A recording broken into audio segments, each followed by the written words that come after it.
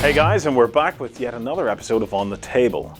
So, while the entire wargaming and tabletop gaming world are having a well-deserved break after this huge convention season that included both Gen Con and PAX, well, the team here at Beasts of War have been scouring the four corners of this beautiful planet to bring you the best and brightest wargaming and tabletop gaming products that we're about to grace your screens with.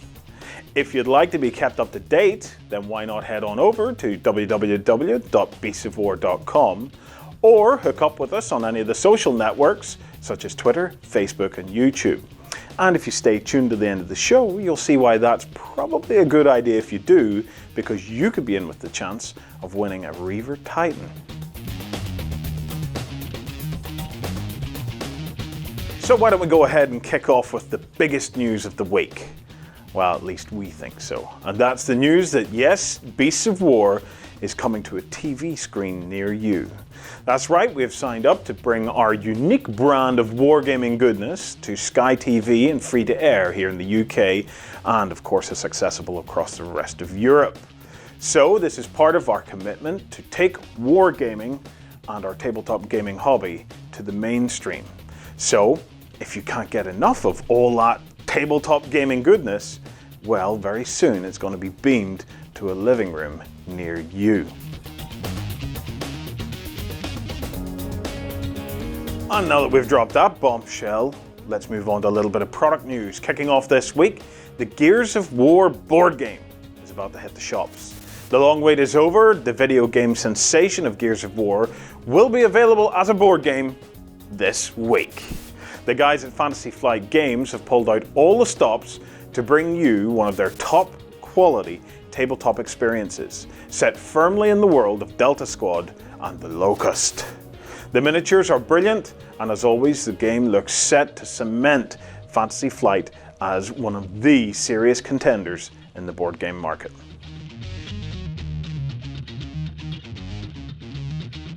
As just about the entire hobby knows, nothing sets a well-painted miniature off like a well-crafted base. And these new resin-cast scenic bases from MicroArt Studio are perfect if you're a new modeler or even a veteran of the brush. You'll appreciate the simple lines of these bases, but check out the stunning effect that can be achieved with the simple choice of colors. So if you're in the market for some cool scenic bases, the MicroArt Studio do have a great range. No doubt there's something to tickle your fancy over there. And everybody likes their fancy tickled. When you're looking for trolls, you want them big. And these Wargames Foundry models might just be the biggest in the business. Over 3 times the height of your standard 28mm model, these guys are set to be the centerpiece of any army, or perhaps the death of some dungeon crawling adventurers in your favorite RPG.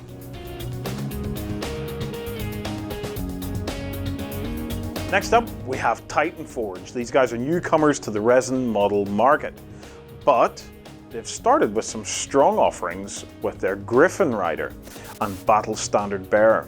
With the next editions of their range set to be some evil denizens of the demonic kingdoms, we're looking forward to seeing more models from this fledgling miniatures company. It's been a while since we've heard from Illis, but we've been keeping our ear to the ground, and it looks like they're bouncing back with a new box of demons. But these models aren't your typical Horde of fantasy demons. They were inspired by the medieval woodcuts depicting the foul denizens of hell that were believed to torment the people of the period. Either way, they were a refreshing change of pace from the typical red-skinned, muscle-bound monstrosities we're used to, which I believe is a great thing.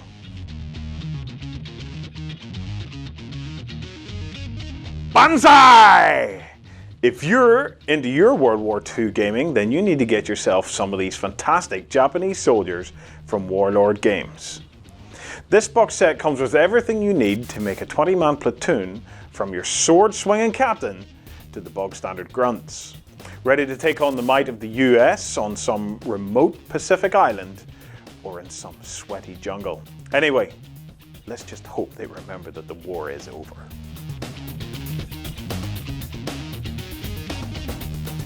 Do you need some terrain for your minis games, but you just can't be bothered to make it? Well, then Adventurer's Atlas may well have come to your rescue. These super cool poster-sized maps are marked out with a square grid so that you can measure the distances or lines of sight of your models with ease. They've been designed for use with miniature battle games like Star Wars from Wizards of the Coast, but you could easily use them for other skirmish games. The tabletop gaming world has its fair share of innovations, but nothing prepared us for the news that Tor Gaming's skirmish game Relics would soon be releasing their starter sets in, wait for it, cans. These tin can alikes will be available soon, and I think they're guaranteed to stand out on the hobby store shelves, so there's no excuse for missing them. If you're interested in Relics, why not pop on over to their website where the Relics rules system has just been updated to the 2nd edition for the playtest. So if you fancy hopping on board with a new and growing game, then maybe, just maybe, Relics is the game for you.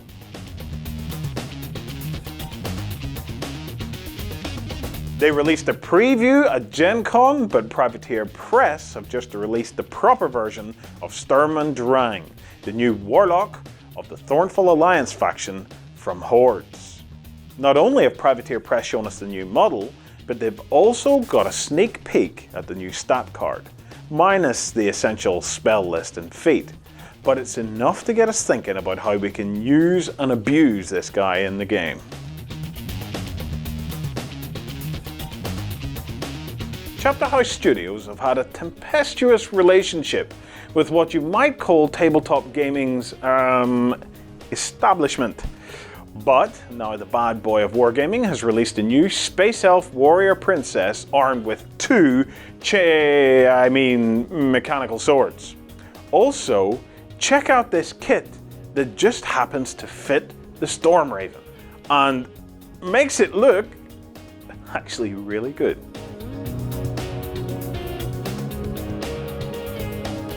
While we were on the topic of Space Elves, why not have a look at the new releases for the Dark Eldar Archons Retinue from Games Workshop.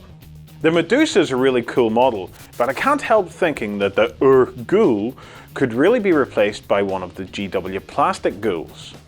Either way, GW plans to release more of the Archons Retinue soon, and if the rumours are right, the next lot should be in White Dwarf right about now.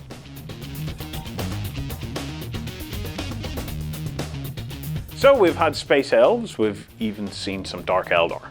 But now let's get a look at some proper Dark Elves. Check out these Drow warriors from Otherworld Miniatures. Otherworld is one of the premier manufacturers of dungeon monsters around today. They have a great selection of old school D&D style creatures, as well as some brilliant monsters for use in the Labyrinth Lord game. They've recently launched a set of Dark Dwarves and are also offering a selection of their stunning models in new box sets. Perfect for stocking your empty dungeon with gribblies to munch some unsuspecting adventurers.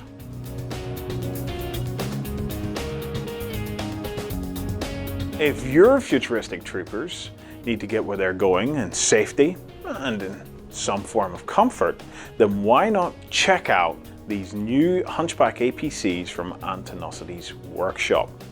This may be a big lump of resin, but even if you're a novice modeler, don't let that intimidate you.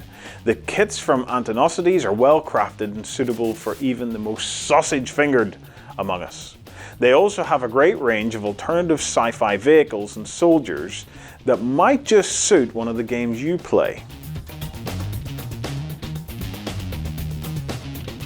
So, we've reached that point of the show where I think it's time we all got down and worshipped at the altar of Corvus Belli. Feast your eyes, you miserable wargamers, and check out these awesome new models for Infinity, as well as the always fantastic paintwork from that painting demigod himself, Egel Heraldes. You know we love you, Angel.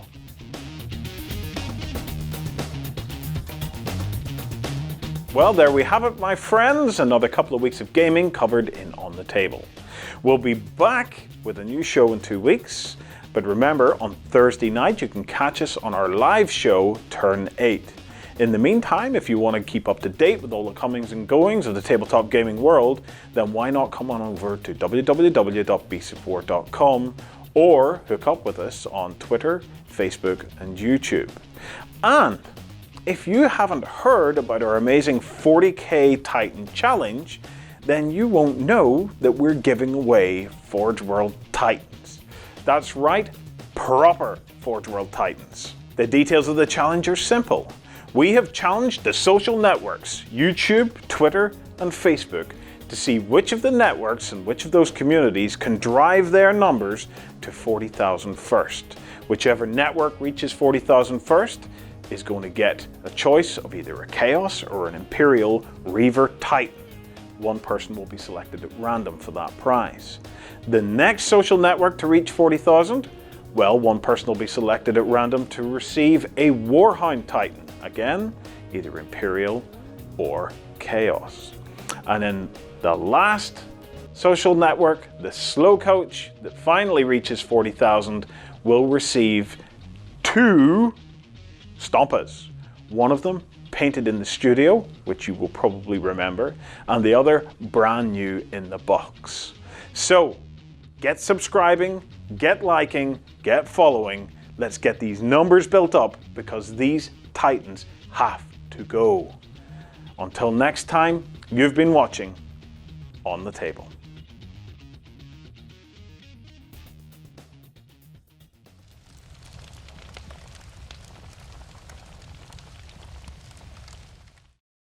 Egel Heraldes. You know we love you, Angel.